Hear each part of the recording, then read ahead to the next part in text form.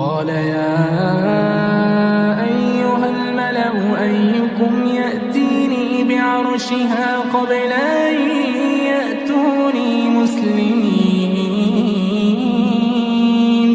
قال عفريت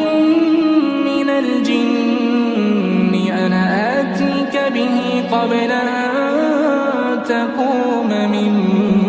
مقامك وإني عليه لقوي أمين قال الذي عنده علم من الكتاب أنا آتيك به قبل أن يرتد إليك طرفك فلما رآه مستقرا عنده قال هذا من